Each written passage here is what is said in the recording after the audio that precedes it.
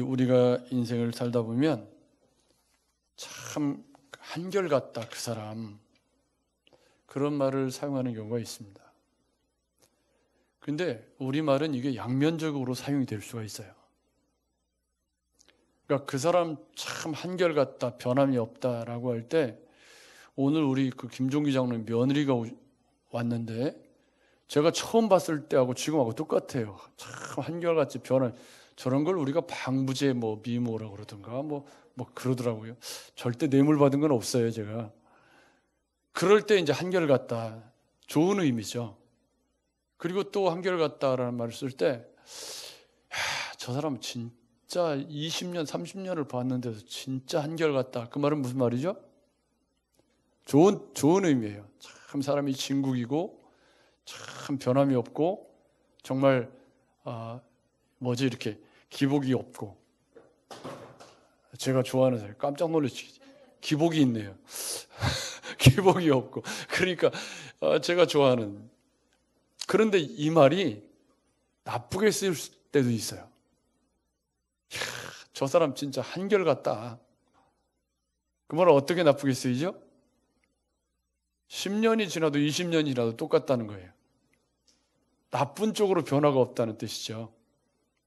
신앙생활을 한 지가 오랜 세월이 지났는데도 참 그 사람 한결같다. 그게 좋은 의미로 쓸 때는 좋은 말이지만 나쁜 의미로 쓸 때는 뭐죠? 변화가 없고 진보가 없고 성장이 없고 성숙이 없다, 그런 뜻입니다. 여러분은 어느 쪽입니까? 근데 변화가 너무 많아서 조변 섞게 하는 것은 그것도 또 문제죠. 그러니까 변화가 없이 한결같은 것이 참 장점이긴 한데 어느 쪽으로 저울추가 기울어져 계십니까? 오늘 우리가 살펴야 할 말씀이 인자가 올 때, 이게 굉장히 중요한 표현입니다. 왜냐하면 앞쪽에 그러나 그가 먼저 많은 고난을 받으며 이 세대에게 버림받아야 할지니라 노아의 때에 된 것과 같이 인자의 때에도 그러하리라. 여기 인자의 때가 언제죠? 주님 다시 오실 때, 재림의 때. 롯이 소돔에서 나가던 날에 하늘로부터 불과 유황이 비오듯 하여 그들을 멸망시켰느니라. 인자가 나타나는 날에도 이러하리라. 여기 인자가 나타나는 날이 언제죠? 주님 다시 오시는 날입니다. 오늘 8절에 그러나 인자가 올 때에 세상에서 믿음을 보겠느냐 할 때 인자가 올 때와 여기 17장 30절에 인자가 나타나는 날은 같은 날인가요? 다른 날인가요? 같은 날이에요. 그러면 지금 인자가 올 때라고 하는 이 주제가 앞에 있는 종말론의 이야기와 연결되어 있다는 말이죠. 그러면 인자가 올 때에 앞쪽에 무슨 얘기가 있었냐면 여기 있다 저기 있다 미혹이 있고, 그리고 사람들이 노아의 때처럼 온다고 해도 그냥 일도 미동도 안 하고 진짜 변함없이 그냥 한결같이 놀고 먹고 즐기고 그렇게 살아간다.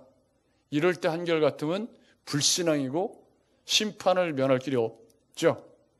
여러분 그렇죠? 그래서 노아의 때의 이 한결같음, 120년의 세월 동안 한결같음에 대해 노아의 때와 같이, 이 말은 사람들이 다시 오실 주님에 대해서 무감각하게 살아간다. 또 롯의 처 이야기는 어떤 이야기죠? 이 땅에 너무 미련이 많아서, 그죠? 주님이 다시 오셔도 가고 싶지가 않은 천국. 인자가 주님이 다시 오셨는데도 이 땅이 너무 좋아서 미련 때문에 뒤를 돌아다 보았던 그런 미련을 둘 만한 것들이 너무 많아서는 안 된다. 그래서 데려감과 버려둠이라고 하는 이 주제가 굉장히 심각하게, 인자가 올 때 두 사람이 같이 잠을 자고 있는데 한 사람은 버려두고 한 사람은 데려감을 당한다. 밭을 갈고 맷돌을 갈고 있는데 한 사람은 데려감을 당하고 한 사람은 버려둠을 당한다. 이것이 인자의 때에 일어날 우리의 현실의 문제라고 말씀을 앞쪽에서 했거든요. 그런데 문제는 그 인자의 날, 인자의 때까지 그러면 어떻게 신앙생활을 하고 견디는 것이 옳은 것이냐의 문제를 오늘 18장 이야기를 하고 있는 것이죠. 여러분 1절을 보십시오. 그들은 누굴까요? 그들은 여기 17장 22절에 또 제자들에게 이르시되 그랬거든요. 그리고 계속 이야기가 이어지고 있음을 볼 수가 있어요. 여러분 그렇죠? 그럼 여기 그들은 누구죠? 또 그들에게 그랬으니까 예수께서 그들에게 할 때 이 또 제자들에게 하는 이 제자들에게 하는 말이에요. 그럼 이 제자들이라고 하는 사람들은 주님께 그래도 긍정적인 마음을 품고 있는 주님을 따르는 사람들이고 오늘 우리처럼 예수 믿는 사람들을 의미하겠죠. 그 사람들에게 무슨 주제를 먼저 얘기하신 거예요. 그들에게 뭐라고 얘기하려면 항상 기도하고 낙심하지 말아야 할 것을 비유로 말씀하여. 그러니까 주제가 뭐라는 거예요. 항상 기도하고 낙심하지 말아야 하는 것에 관한 이야기를 지금 하려고 한다는 거죠. 그렇죠? 그러면 항상 기도하고 낙심하지 말아야 되는 시간이 언제까지죠? 8절 말씀에 의하면 인자가 올 때까지예요. 여러분 맞죠? 근데 주제를 설명하기 위해서 먼저 8절을 연결해서 보면 항상 기도하고 낙심하지 말아야 할 것을 비유로 말씀하셨는데 결론은 뭐냐면 인자가 올 때 믿음을 보겠느냐 그래요. 그러면 주님이 지금 항상 기도하고 낙심하지 말아야 되는 문제를 뭘로 보시는 거죠? 믿음의 문제로 보신 거예요. 그렇죠? 그러니까 주님 다시 오실 때까지 믿음으로 살아가는 사람을 보겠느냐. 여기 인자가 올 때 믿음을 보겠느냐. 이 말은 인자가 올 때 믿음으로 살아가는, 믿음으로 기도하는 사람을 보게 되기를 원한다. 그런데 그 사람이 몇이나 되겠느냐. 이런 의미란 말이죠. 그죠? 믿음을 보겠느냐. 이 말은 과연 인자가 올 때까지 믿음으로 잘 견뎌서 낙심하지 않고 기도하는 사람들이 얼마나 되겠느냐. 이런 의미이기 때문에 8절 말씀이 굉장히 중요한 결론이라는 걸 알 수가 있습니다. 그러니까 인자가 올 때까지 세상에서 믿음으로 살아가는 사람을 보게 되기를 주님이 원하시기 때문에 1절에 뭐죠?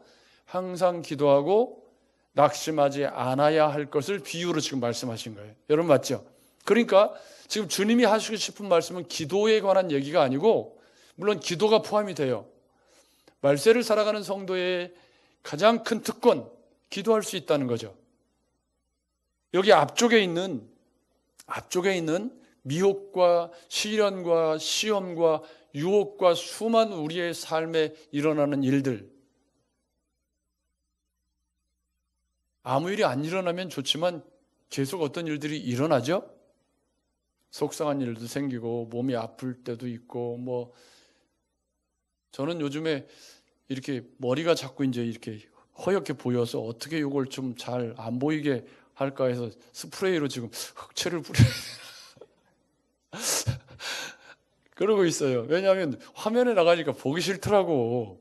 그래가지고 아무튼 그것 때문에 고민이. 이 영상을 모니터를 안 하면 이게 이제 괜찮은데 모니터를 하면 저 카메라를 좀 밑으로 낮추던가 위에서 내리 쏘니까 자꾸 더 뚫린단 말이죠. 그런 고민을 아세요? 저도 그런 거 신경 쓰는 사람이에요.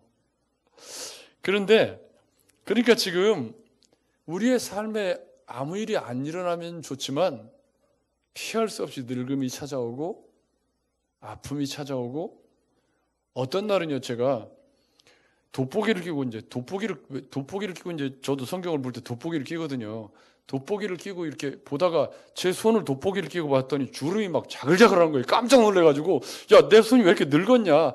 돋보기를 벗고 봤더니 멀쩡하더라고. 그러니까 돋보기를 끼워갖고 확대해서 봐가지고 그런가 봐요. 그래서 속으로 제가 이게 피부도 늙는구나 하고 생각이 한 적이 있습니다. 그러니까 항상 기도하고 낙심하지 말아야 할 것을 비유로 하신 이 말씀은 인자가 올 때까지 어떻게 믿음으로 견디고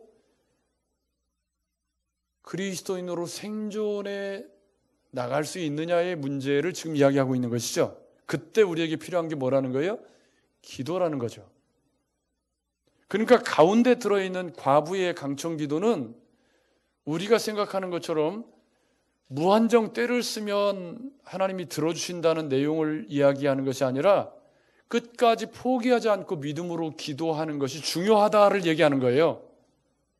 아멘? 이게 굉장히, 그러니까 1절과 8절을 잘 읽어보면 가운데 들어있는 내용이 다르게 해석돼서는 안 되는 거죠. 그러니까 과부처럼 무조건 막 찾아가서 때를 쓰면 하나님이 다 들어주신다, 이런 내용을 얘기하려고 하는 게 아니고 누가 끝까지 낙심하지 않고 계속해서 기도하느냐, 즉 믿음을 잃어버리지 않느냐의 이야기를 지금 주님이 하고 싶어 하신다는 얘기예요. 여러분, 그렇죠? 낙심이라는 게 뭐죠? 낙심. 낙심이 뭐예요? 혹시 낙심해 보신 적 있으신가요? 있잖아요, 여러분. 괜히 잠수 타가지고 그냥 괜히 우울해져가지고 뭐 그런 적 있으시죠? 좋은 말 할 때 얘기해봐요. 그럴 때가 있어요. 그러니까 낙심하지 않으면 좋은데 어떤 사람 때문에 낙심할 때도 있고 어떤 상황 때문에 낙심할 때도 있고, 뭐 예수 믿다 보면 그런 일들이 있죠.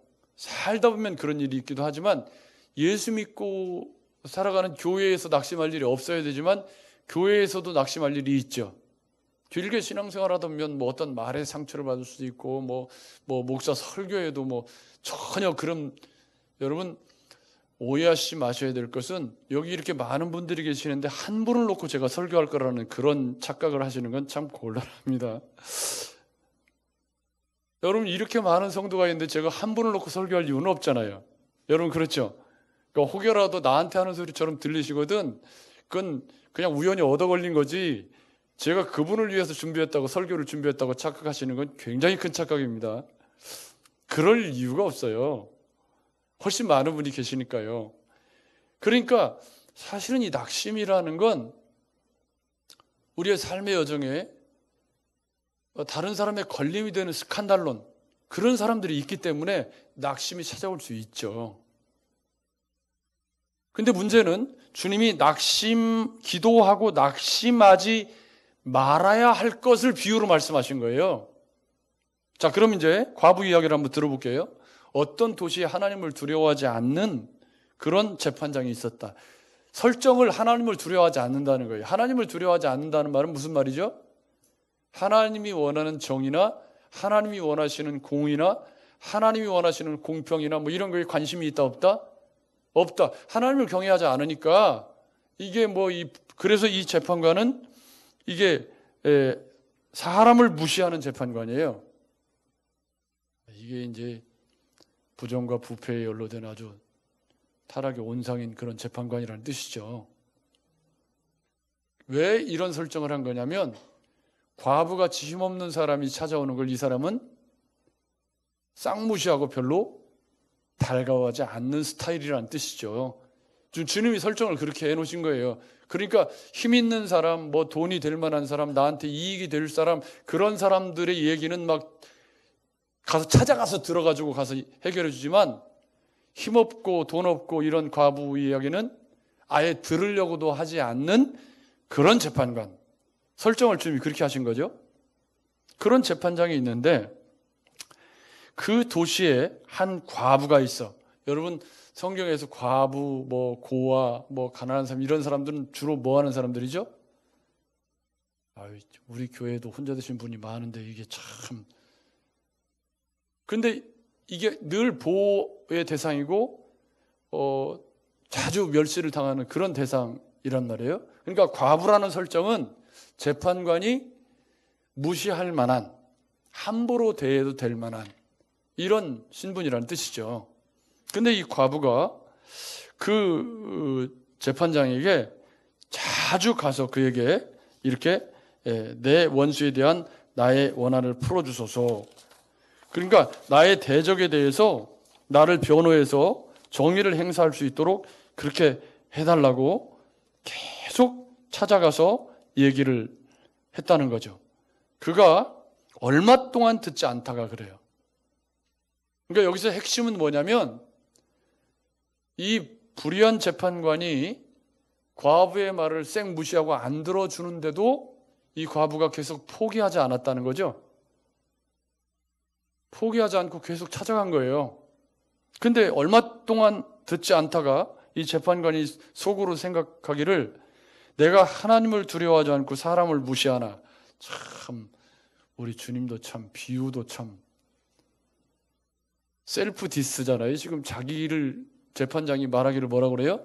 내가 사람을 무시하고 하나님을 두려워하지 않는 사람이지만, 그렇지만 이 과부가 나를 번거롭게 하니 내가 그 원한을 풀어주리라.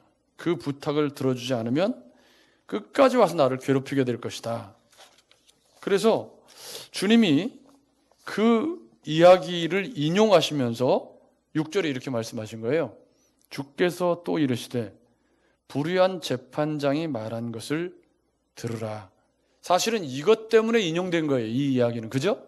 불의한 재판장이 뭐라고 했죠? 야, 이게 참 이 여자가 이렇게 번거롭게 하니 내가 하나님을 무시하고 하나님을 두려워하지 않고 사람을 무시하는 재판 그런 사람이지만 이 너무 번거롭다 이거. 그러니까 내가 좀 들어줘야 되겠다. 하물며. 이 말은 뭐죠? 하나님이 그렇다가 아니고 이런 재판관도 이러는데 하물며 하나님이 그 밤낮 부르짖는 택하신 자들의 원한을 풀어주시지 않겠느냐. 내가 너희에게 이르노니 속히, 이 속히라는 말은 갑작스럽게 혹은 예기치 않은 때에 그런 뜻이에요. 속히. 그러니까 빨리라는 뜻이 아니고 내가 기대하지 않은 시간에, 본문에 있는 시간에 인자가 올 때예요. 그때까지예요. 그러니까 기도하고 낙심하지 말아야 되는 시간이 언제까지예요? 인자가 올 때까지란 말이에요, 지금. 그렇죠?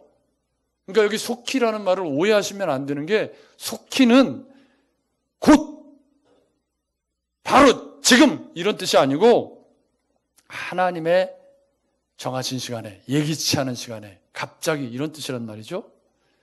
원한이라고 하는 것은 하나님의 의로움을 입증해 주는 하나님의 변호를 의미하는 말이기 때문에 여기서 원한을 풀어준다는 건 앞쪽의 과부의 원한과는 다른 표현이죠. 그러니까 여기서 지금 주님이 하시는 말씀은 뭐냐면, 과부의 강청 때문에 재판장이 기도를 들어주었다, 여기에 무게가 있는 게 아니라 끝까지 낙심하지 않고 계속해서 찾아가는 것이 중요하다, 그 얘기를 하는 거죠. 그러니까 이 본문을 우리가 어떻게 읽냐면, 봐라, 끝까지 무엇이든지 그냥 계속 하나님께 기도하면 그것이 불의한 것이라도 하나님이 들어주신다, 이렇게 본문을 인용하면 안 되는 이유가, 이게 지금 하나님 나라에 관한 이야기의 연장선상에 있는데, 앞쪽에 하나님의 나라가 어느 때 임합니까? 라고 했을 때 주님이 하나님 나라가 이미 너희 가운데 임했다 그랬어요. 근데 이 너희 가운데라는 말이 원래 의미는 우리 속에, within, 우리 안에라는 의미여야 되지만, 이 바리새인들에게는 주님이 뭐라고, 어떤 의미로 썼다는 거죠? among이라는 말로 썼다는 거예요. 그 말은 너희 속에 하나님 나라가 임해야 되는데 너희 속에는 하나님 나라가 없고 너희 주변에 하나님 나라가 머물러 있다. 지금 욕이에요, 칭찬이에요? 욕이죠. 왜냐하면 이게 오늘 9절에 또 자기를 의롭다 믿고 다른 사람을 멸시하는 자들에게 연결되어 있죠. 그러니까 지금 20절에 바리새인들이 하는 주제가 9절에 자기를 의롭다고 믿는 사람들하고 연결이 되어 있기 때문에 이 이야기는 지금 다 연결된 이야기라는 거예요. 여러분 맞죠? 그러니까 그 연결된 이야기가 인자가 올 때라고 하는 그 긴 우리의 믿음의 여정, 말세라고 부르는 그 긴 시간, 거기 시련도 있고 유혹도 있고 데려감과 버려둠이라고 하는 긴장이 있는 그 시간에 성도가 어떻게 끝까지, 인자가 올 때까지 낙심하지 않고 이길 수 있느냐, 기도할 수 있는 특권이 있다. 그 기도는 곧 뭐냐면 믿음의 표현, 하나님이 속히, 하나님이 정한 때 갑작스럽게 응답하실 것을 믿고 끝까지 믿음을 포기하지 않는 그것이 8절에 걸려있는 중요한 태도라는 거죠. 그래서 처음에 한결같음이라는 이야기를 왜 꺼낸 거냐면 지금 항상 기도하고 낙심하지 말아야 되는 시간이 언제까지죠? 8절에 인자가 올 때까지예요. 그럼 인자가 올 때까지 항상 기도하고 낙심하지 않는 성도로 견디는 한결같음. 아멘. 그걸 8절에 믿음을 보겠느냐. 그 믿음을 과부가 한결같이 안 들어주는 그 재판관을 계속 찾아간 그것과 연결시켜서 지금 설명한 것이죠. 여러분, 저는 이렇게 말씀드리고 싶은 거예요. 비가 오나 바람이 부나 몸이 아프거나 시련이 오나 예배당에 와서 아프세요. 아니, 예배당만 신앙생활이 아니니까, 그죠? 이 변함없음이 제일 큰 미덕인 거죠. 주님 다시 오실 때까지. 그러니까 여기 인자가 올 때에 세상에서 믿음을 보겠느냐라는 말은 끝까지 믿음을 지키는 자가 응답받는 사람이다. 그리고 앞에 데려감과 버려둠이라고 하는 주제와 연결해서 보면 데려감을 당하는 사람이 누구다? 끝까지 낙심하지 않고 믿음을 지키고 기도하면서 이겨나간 그 사람이다. 아멘. 여러분이 그 사람이 되시기를 주의 이름으로 축복합니다. 조금 어렵고 힘들 때도 있지만 잘 견디고 그럴 때 기도하라고 기도가 있는 거잖아요. 그죠? 지금 오늘 본문에서는 기도가 그런 의미로 쓰인 거예요. 지금 뭐든지 이렇게 그냥 달라고 그러면 자판기처럼 쏟아지는 그런 의미가 아니고 하나님 아버지 앞에 우리의 믿음이라고 하는 것은 그분을 신뢰하는 태도로 끝까지 낙심하지 않고 계속 기도를 이어가는 그런 과부처럼 그렇게 계속 주님 앞에 믿음의 자세를 견지하는 것이 그게 기도라는 거예요. 낙심하지 않는 기도라는 거예요. 여러분 맞죠? 그러니 좁은 문의 사고방식으로 관점으로 보면 좁은 문 좁은 길의 사고방식으로 이 본문을 보면 믿음 생활하다가 내 마음대로 안 되는 일도 있고 또 상처받는 일도 있고 그래도 낙심하지 않는 거죠. 주님께 기도하면서 이겨나가는 거죠. 자기를 지켜나가는 것이죠. 믿음의 자리를 지켜나가는 것이죠. 타협하지 않는 것이죠. 여러분, 그런 한결같음 언제까지? 인자가 올 때까지. 아멘. 그런데 거기에 문제가 되는 태도가 있다는 거예요. 이 기도에 관한 문제가 되는 태도가 있는데 그게 다음 이야기죠. 여기 보면 제목을 또 정해 놓으셨어요. 자기를 의롭다고 믿고. 이게 문제야. 자, 거기에서 저를 보십시오. 우리 옆에 있는 지체들을 한번 쓱 한번 볼까요? 자기를 의롭다고 믿고. 자기를 의롭다고. 여러분, 내가 옳은 길을 가고 있다는 확신은 필요한 거죠. 여러분 맞죠? 제가 목회자로서 제가 하는 목회에 대한 확신이 없으면 기독교는 세계관이다 이런 슬로건을 가지고 평생 목회를 지금 하고 있지만 이 슬로건에는 우리 신앙생활은 우리 안에 있는 생각이 들어가기 전에 철학이 들어가기 전에 우리 몸속에 들어와 있는 이 안경 이것의 영향력이 성경을 읽는 데 지대한 영향을 끼치기 때문에 성경은 성경의 관점으로 읽어야 되는데 다른 관점으로 성경을 읽는 것에 대해서 교회가 가르치지 않았음에 대한 자성의 소리가 기독교는 세계관이다라는 말이거든요. 그래서 성경을 우리가 어떻게 읽냐면 내가 좋아하는 구절만 읽는 거예요. 그래서 성경 묵상을 어려워하는 거죠. 왜? 안 읽던 성경을 읽어야 되니까. 처음 들어보는 얘기도 많고요. 굉장히 어렵잖아요. 여러분 그렇죠? 그래서 기독교는 세계관이다라고 할 때 그 말은 성경은 성경의 관점으로 읽어야 되고 기도는 성경적인 관점으로 기도를 해야 한다. 이런 생각이 담겨져 있거든요. 근데 자기를 의롭다고 믿는 사람은 다른 사람의 말을 들어야 안 들어요? 여기 본문에 보면 자기를 의롭다고 믿고 제목이 뭐예요? 다른 사람을 멸시하는 자들에게 이 비유로. 앞에 비유는 항상 기도하고 낙심하지 말아야 할 것을 제자들에게 얘기하신 거고 뒤에 이야기는 자기를 의롭다고 믿고 사람을 멸시하는,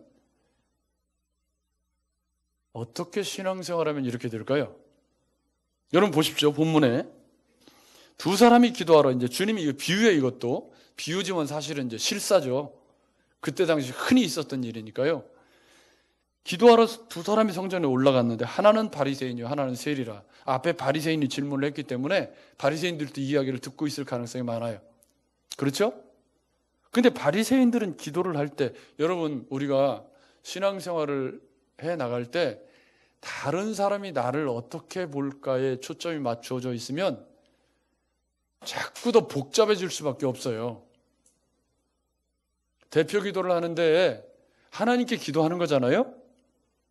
그러면 대표 기도문을 작성할 때 내가 하나님 앞에 내 진실을 담아서 정말 마음을 담아서 기도문을 작성해가지고 와서 보고 읽으면 되는 거예요.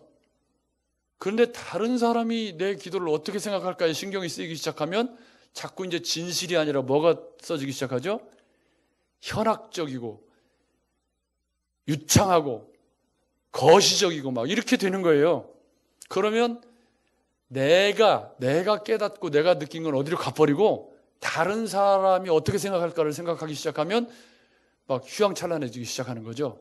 전지전능하시고 무소부재하시고 우리 죄가 주홍같이 붉을지라도 눈같이 희어질 것이며 양털같이 어쩌고 저쩌고 이렇게 가는 거 아니에요. 그거나 오늘 본문의 이거나 별로 다를 것이 없죠. 왜냐하면 자기를 의롭다고 믿는 바리새인이 기도하러 올라가서 하나님이여, 나는 다른 사람들, 아니 하나님께 기도하는 다른 사람들 얘기를 왜 해? 여기 보면 다른 사람들이 누구냐면요, 토색, 불의, 간은 요게 다 어디에 걸려있냐면 세리에 걸려요. 여기 서서라는 말은, 여기 세리는 어떻게 했냐면 세리는 멀리 서서 그랬어요. 근데 여기 이 사람은 서서, 이것은 이 서서라는 말이 사람들이 보이는 공공장소에, 사람들이 잘 볼만한 자리에서 이런 뜻이거든요. 그러니까 과시적인 기도라는 말이죠. 자기를 의롭다고 믿기 때문에 봐라, 난 이 정도다 라고 하면서 뭐라고 얘기하면, 토색이라는 말은 약탈한 행위를 의미하고 불의는 부정한 방법으로 이익을 남기는 건데 요게 다 세리를 겨냥한 거예요. 그러니까 두 사람이 기도하러 갔는데 한 사람은 세리예요. 그러면 다른 사람 누구죠? 세리죠. 세리인데 이 다른 사람을 멸시하는 자에게 자기를 의롭다고 믿고, 그러니까 자기를 의롭다고 믿는 증상이 지금 나오는데 그게 뭐냐니까, 나는 저 세리처럼 토색하고 불의하고 간음하는 자들과 같지 않고 이 세리와도 같지 아니함을 감사하나이다. 이게 감사의 조건이에요. 이게 물론 뭐 그럴 수 있죠. 그럴 수 있겠죠.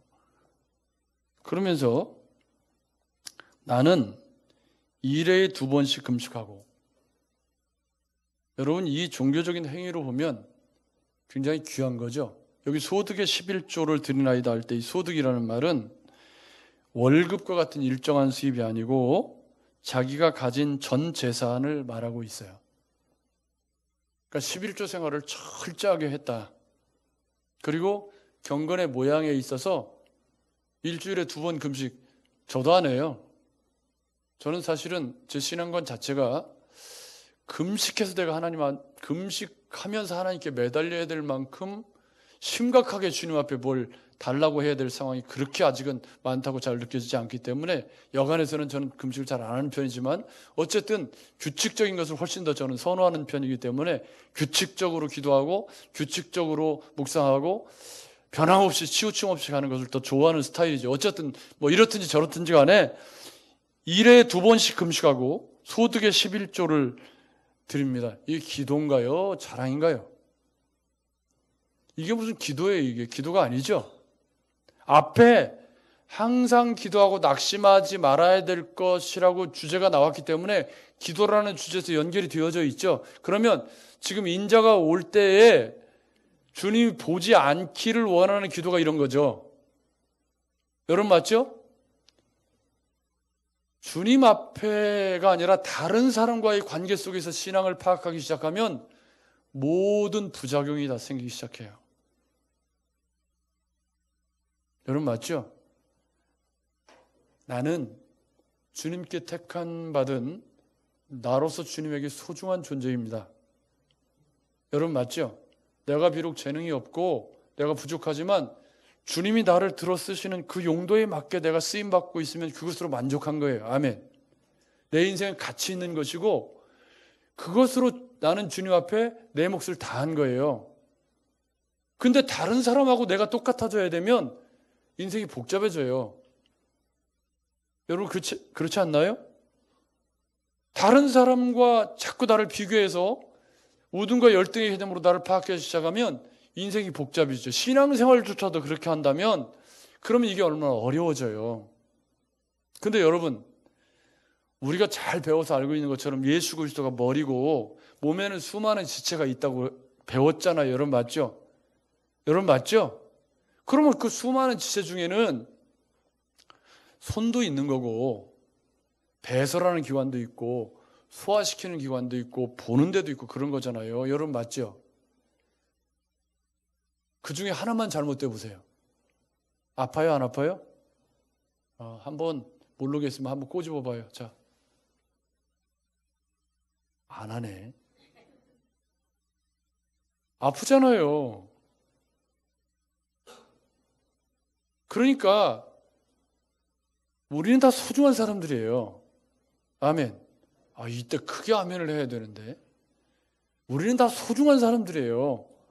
여러분 성가대를 하는 분도 소중하고 우리 이 꽃은요 우리 햇살 올리는 김정래 권사님이 하신 꽃인데 이 밴드에 최근에 가입하신 분 있죠? 보셨죠? 예?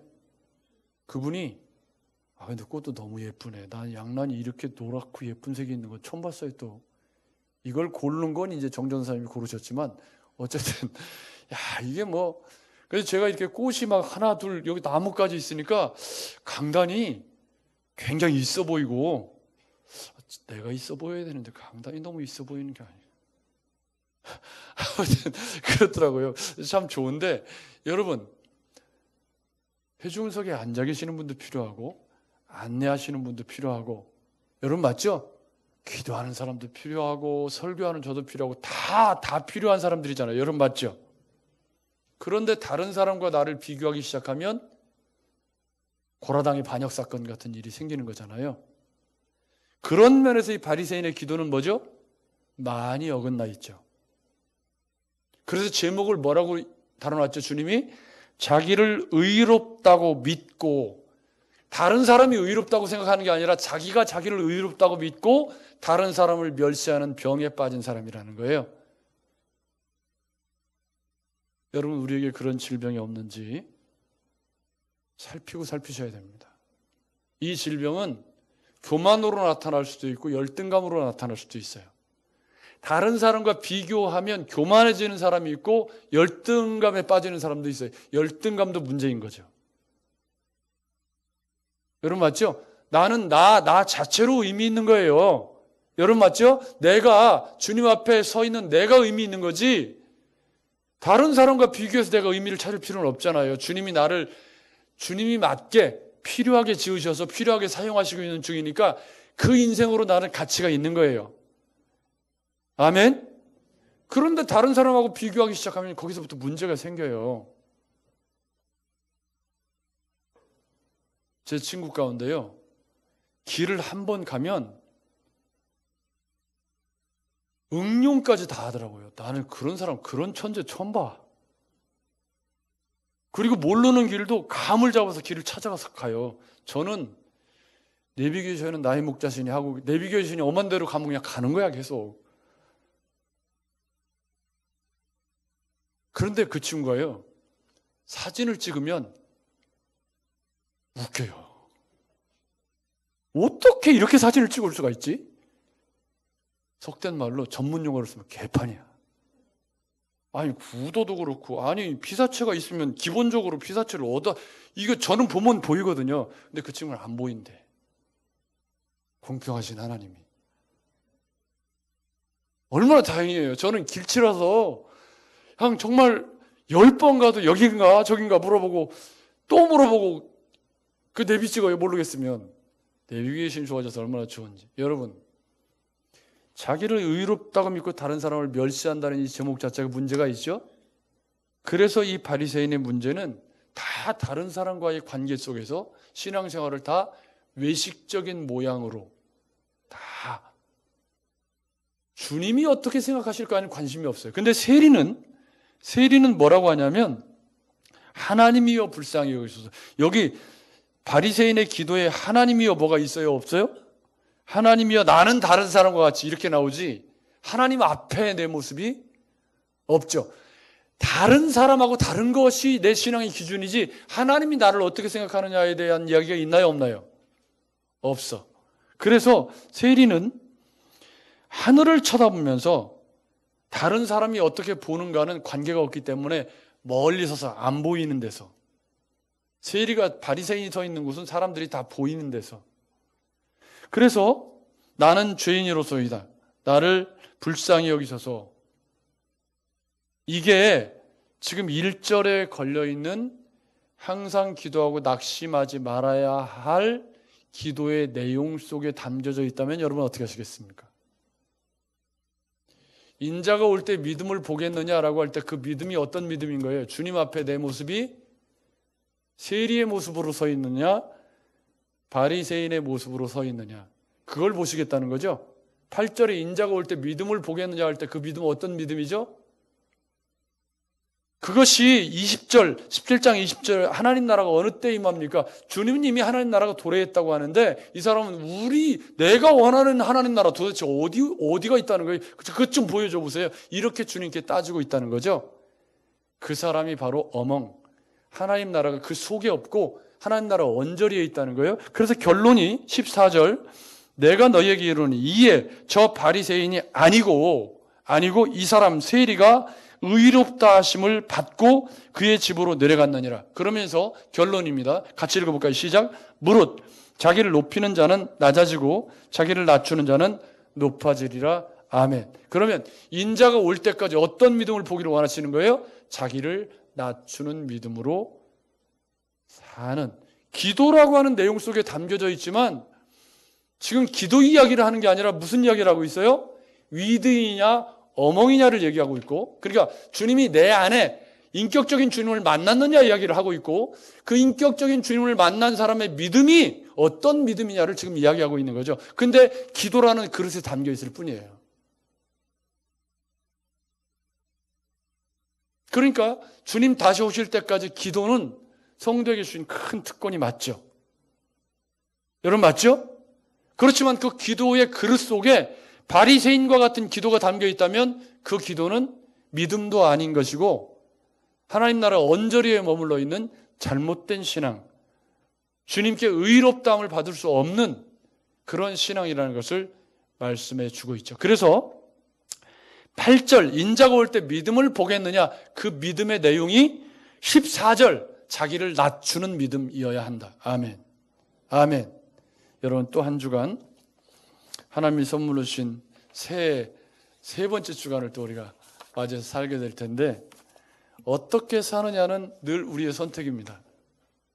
여러분 맞죠? 또 한 주간 어떻게 사느냐는 우리의 선택이죠. 그렇지만 인자가 올 때 주님은 분명히 우리의 믿음을 보시기를 원하실 겁니다. 여러분 맞죠? 또 한 주간 우리가 낙심하지 않고, 우리에게 비록 스칸달로 노릇을 하는 사람이 있다고 할지라도, 걸림돌 노릇을 하는 사람이 있다고 할지라도 그 걸림돌은 그 사람이 문제인 거지 주님이 문제인 건 아니잖아요. 못된 목사가 있는 거지 교회가 문제인 건 아니잖아요. 여러분 그렇지, 못된 사람이 있는 거지 주님이 못된 건 아니잖아요. 그러니 여러분 낙심하지 않으셔야 합니다.